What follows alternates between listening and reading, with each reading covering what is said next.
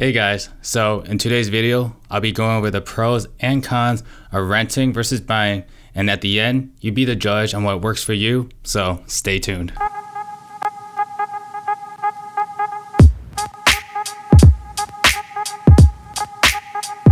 Oh, the old age question, do I buy or should I continue to keep renting?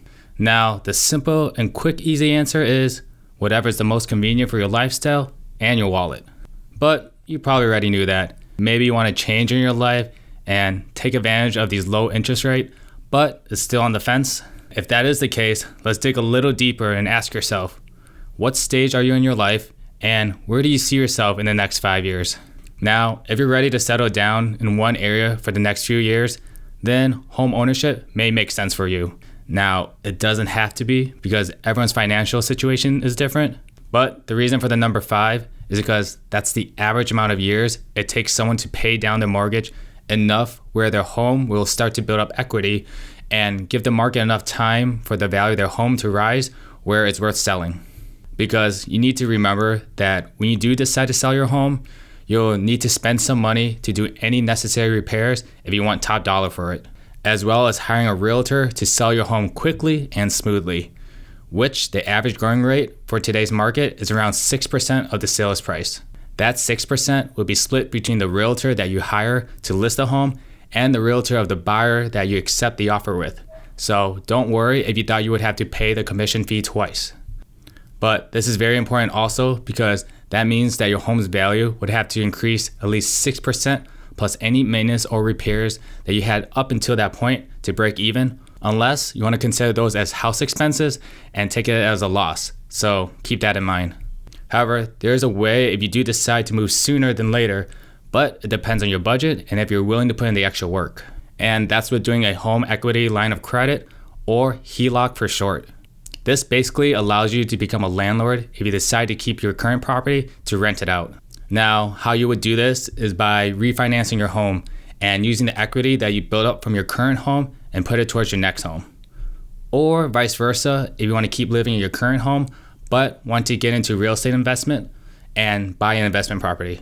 But don't worry, I'll make a video more about building wealth with real estate another time. So make sure you subscribe and follow me on my Instagram so you know when I drop it. Also, as a side note, you can also use a HELOC on anything you want. If you ever heard someone say, I'll just take a loan against my house, well, that's a HELOC. So make sure if you ever do use one to have a good detailed plan on how to pay it back because you could potentially lose your home. All right, now that we talked about your current lifestyle and how you see yourself in the next few years, let's see if you can afford what you have in mind, and let's talk about the money aspect. Okay, so with renting, you'll never get it back, plain and simple. It's basically like having your car being parked in a parking spot and you're just constantly feeding that meter until you move to another spot. And with buying, you're technically still constantly feeding that meter, but this time you own the parking spot and that meter you're feeding, well, you'll get the key when it's all paid off and you take out all the money and use it on your next property.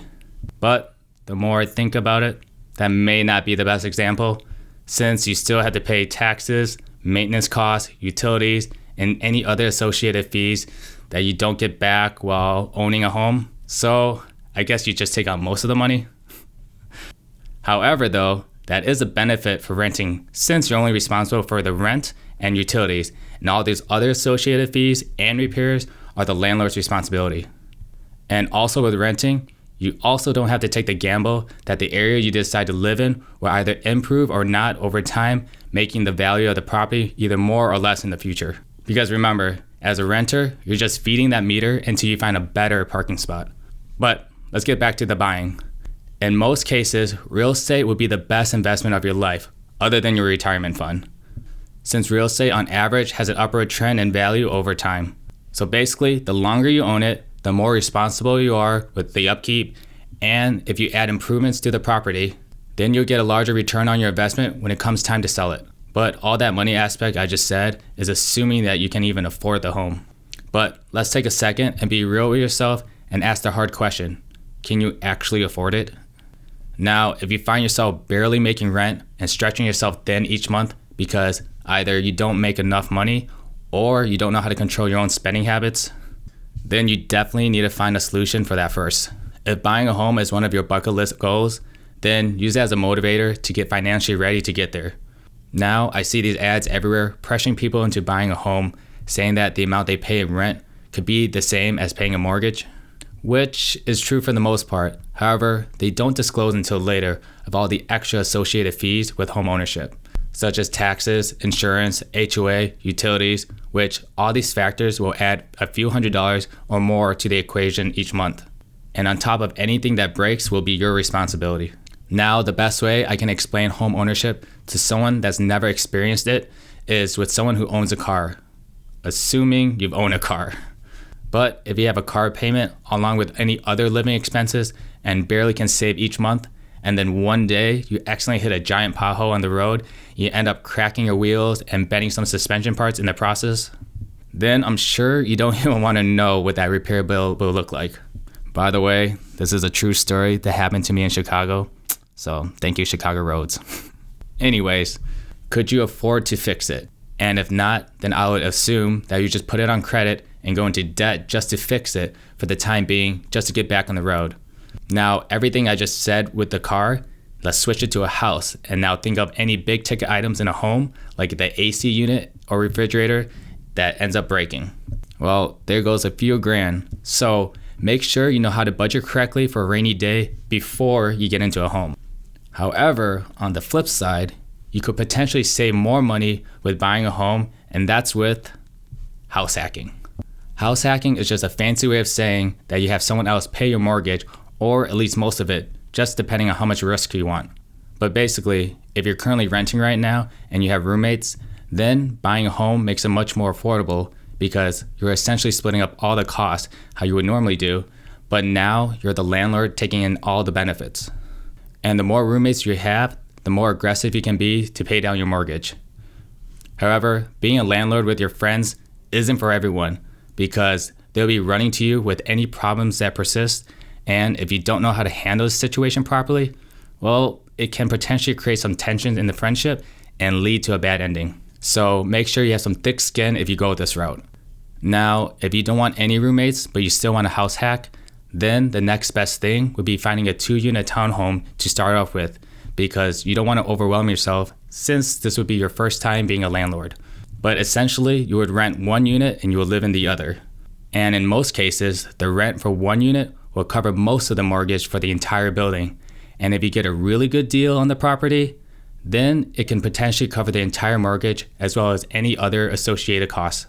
Now, house hacking is by far my number one recommended route to go for any first-time home buyers that are interested in real estate investment. It would teach you a lot of skills really fast and will fast-track your real estate investment journey. But if you're not interested in getting into real estate investment, then I would still highly recommend house hacking because at least it will help you use your money smarter and not harder.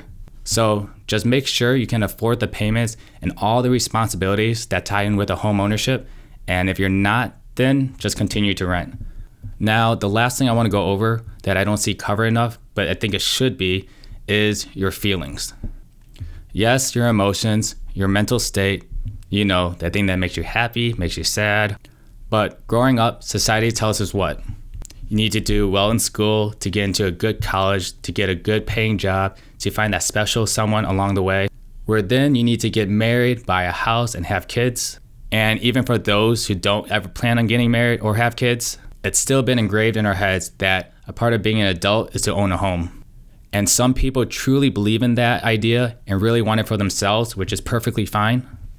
But let's take real estate out of the equation for a second, and let's talk about you and what you truly want, and not compare yourself to your friends, your family, or that YouTube couple that you follow that has that perfect life. So what do you really want? What are your goals? What are your aspirations? What gets you up every morning?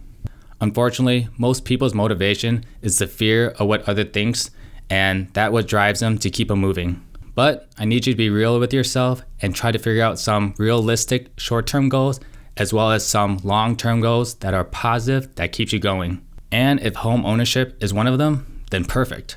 But renting versus buying, there's no right answer. It's how you spend your money and value your time is on you. So figure out what you truly want, and trust me, if you want something badly enough, you'll make it happen. And if it doesn't work out the way you wanted the first time, well, just keep trying until it works. Because you don't fail until you give up. But also know, switching to a new plan that still benefits your life is always a better alternative than not doing anything at all. So I'm sorry if I ended this video with a life lesson rant, but deciding to buy something like real estate isn't just all about the numbers. It affects everyone that lives with you and can destroy relationships if it's not handled properly. It's a giant responsibility and one of the biggest investments you'll ever do in your life. So if you can, for me, do as much research as possible and don't get into a bad situation just because you felt the pressure to. But that's all I have for today's video. Contact me with not just real estate stuff, but any life goals, and together we'll develop a plan to get you on track to where you want to be responsibly and with the least path of resistance. So I appreciate it as always for you to allow me to share my 2 cents on different real estate and life topics, but this video is now coming to a close. So thank you all for watching, and I'll see you guys next week.